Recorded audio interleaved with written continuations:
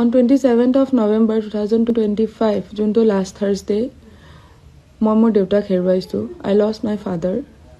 কেনেকৈ মই কওঁ, মোৰ দেউতাই একো বাইক চলাই থকা নাছিলে, একো স্কুটি চলাই ৰং চাইডেৰে আহি থকা নাছিলে, বা গাড়ী চলাই থকা নাছিলে, বা ফোনত কথা পাতি ৰাস্তাৰ এনেকৈ মাজেদি খোজকাঢ়ি থকা নাছিলে. মোৰ দেউতাই গৈছিলে কেৱল মৰ্ণিং ৱাক কৰিবলৈ.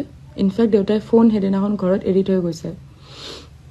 মোৰ দেউতা অনলি 56 years হৈছিলে. তেওঁ এজন ৱেল ন'ন ছাকচেছফুল বিজনেছমেন আছিলে আৰু বহুত হেল্থ কনচিয়াছ আছিলে. কেতিয়াও বাহিৰৰ বস্তু নাখাইছিলে আৰু আমাক খালেও গালি চালি পাৰিছিলে. দেউতাই বহুত হেল্থ কনচিয়াছ. ইনফেক্ট দেউতাৰ একো বেমাৰ আজাৰো নাছিলে তেনেকুৱা. মোৰ দেউতাই একেবাৰে যাবলগীয়া মানুহ নাছিলে. কিন্তু হ'ল কেনেকৈ, সেইদিনাখন ৰাতিপুৱা এজ ইউজুৱেল দেউতাই গ'ল মৰ্ণিং ৱাক কৰিব. আৰু আমিয়ে কওঁ যিহেতু মেইন ৰোডেদি খোজকাঢ়িলে মানে গাড়ীবিলাক বহুত স্পীডত আহি থাকে ৰাতিপুৱা, পলি চলি হৈ থাকে, দেখা নাপাবও পাৰে. সেইকাৰণে আমি দেউতাক এনেকৈ পাৰ্ক চাৰ্ক ল'বলৈ কৈছিলোঁ. চ' দেউতাই নামঘৰ পথেদি, পাঞ্জাবাৰী নামঘৰ পথেদি এনেকৈ সোমাই তেনেকৈ বাঘৰবাৰী ৰোড হৈ পেলাই এনেকৈ ওলাই আহে.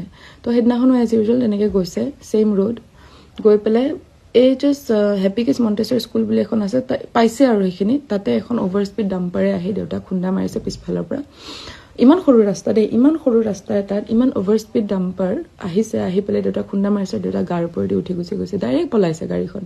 পুলিচ ইনভেষ্টিগেশ্যন চলি আছে, কিন্তু আজি 7 দিন হ'ল আমি গাড়ীখনৰ একো খা খবৰ নাই পোৱা.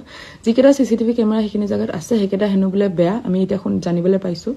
তো এতিয়া মানুহৰ ঘৰত থকা CCTV কেমেৰা বেছি ভালকৈ কাম কৰে, কিন্তু এতিয়া আমাৰ চৰকাৰী CCTV কেমেৰাবিলাক বেয়া হৈ থাকে, য'ত নেকি এতিয়া আমি আমাৰ দেউতাৰ গাড়ীখনৰ একো খা খবৰ আমি নাপালোঁ. কথাটো হ'ল যে এনেকুৱা ডাম্পাৰৰ কেছটো গুৱাহাটীত হৈয়ে থাকে, হয়নে?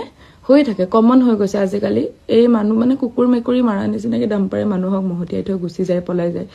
ইমান অভাৰ স্পীড ডাম্পাৰ, ইমান অভদ্ৰামীকৈ চলোৱা ডাম্পাৰৰ এগেইনষ্টত একো একশ্যন লোৱা নাযায়. মানুহবিলাক এনেকৈ এক্সিডেণ্টেল কেছ বুলি ডিছমিছ হৈ যায়.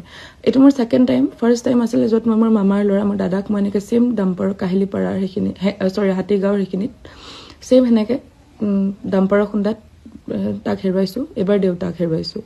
চ' এতিয়া কথাটো হ'ল যে মোৰ দেউতাই জীৱনটোত বহুত গাড়ী মটৰ চলাইছে. ৰাতি 2টা বজাত গাড়ী লৈ গ'লেও আমি ভয় নাখাওঁ, মানে ইমান মানুহজন কেয়াৰফুল থাকে.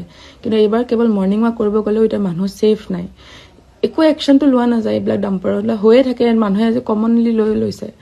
মই জানো আমাৰ মুখ্যমন্ত্ৰী দেৱৰ ওচৰত বহুত কাম থাকে, দেশ এখন চলাই আছে, কিন্তু তাৰ মাজতে মই অনুৰোধ কৰিছোঁ আমাৰ হিমন্ত বিশ্ব শৰ্মা দেৱক যে এনেকুৱা এই ডাম্পাৰ্ছবিলাকৰ এগেইনষ্টত যদি অকণমান কিবা এটা একশ্যন ল'ব পাৰে ন, তেতিয়াহ'লে ভাল হ'ব মানে. কাৰণ মানুহবিলাক মানে এনেকৈ খোজকাঢ়িব গ'লেও এতিয়া ছেফ নহয়. আজিতো মই মোৰ দেউতাক ঘূৰাই নাপাওঁ, কিন্তু যদি কিবা এটা একশ্যন লোৱা হয় তেতিয়া চাগে অকণমান ন্যায় পাব.